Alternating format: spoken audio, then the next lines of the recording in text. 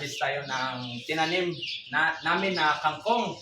So, samahan niyo ako ngayong araw. Tara, punta tayo.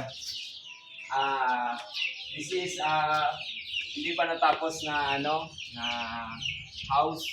So, wala pang budget, kaya tinaniman namin, lagyan namin ng platting, tapos nagtanim kami dito. Kaya ginawa namin garden dito sa taas. So, tara. Yung kangkong pala natin is seeds yun.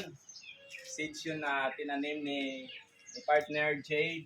So, ngayong araw, harvestin natin. I-steam natin, tapos mag-isa tayo ng bagoong. Lagyan natin ng ng bagoong. Tapos, sarap. Ito pala yung kangkong. 1 week na pwede mo na ito i-harvest. Tapos, dito tayo mag-cutting. Umpisahan natin dito mag-cutting para after 1 week again, tutubo dito, lalabas ito yung bagong sanga niya. Tapos after 1 week, maka-harvest naman tayo ulit. So, umpisahan na natin. Sarap ito, panapanin. Tapos, steam. At saka, dati, magpunta ako sa Chowking.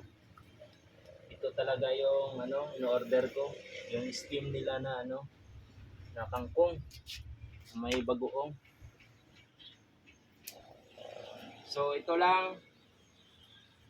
So kayang-kaya nyo ito sa inyong kahit hindi malapad yung backyard nyo. May container lang kayo, lagyan nyo yung compost. So bili lang kayo ng seeds.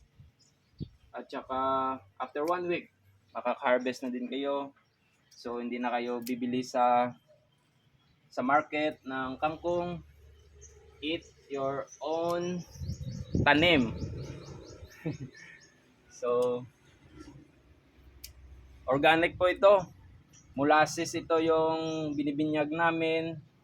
Nagmi-mix ako na merong molasses. Tapos mga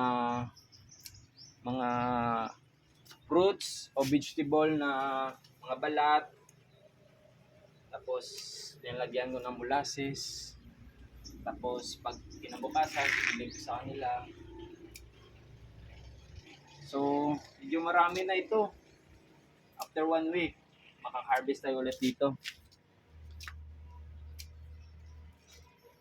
O dito pa sa gilid.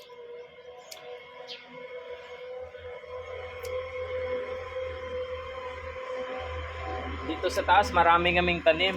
Mga kamatis, carrots, palaya, okra, bawang, tapos mga herbs. Maraming herbs dito. So, madiskarte lang talaga si Madam Jade. Madam. Masipag. Kaya parate pag merong harvestin, libre yung ulam namin. So, next time, mag-harvest kami ulit ng ibang veggies. Bibidyohan na namin para ma-share sa inyo na malaki yung ma-save.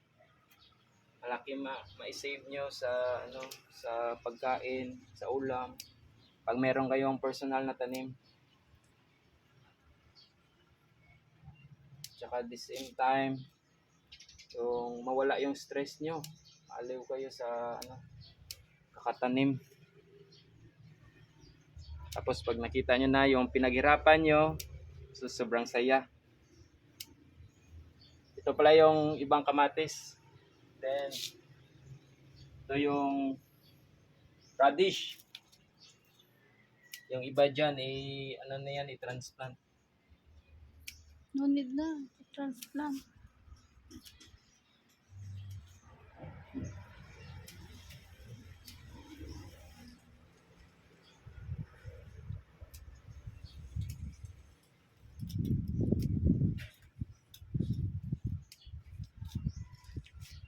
Bilis-bilisan natin.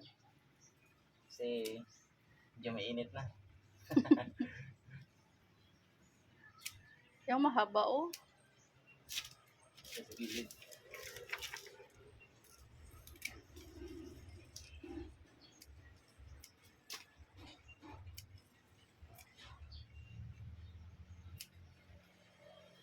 May Sabi, sobrang init. Tapos, magdidelay kami umaga, tsaka pagkahapon gabi. na malapit na magdilim, dilig kami ulit. Pero, sa awa ng Diyos, healthy naman sila. Basta, sipagan nyo lang pagdidilig. Isang sarap nito. Paborito ko to.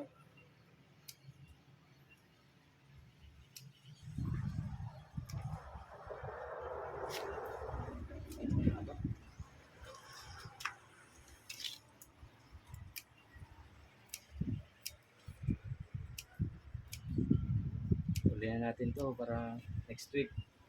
Rarami sila ulit.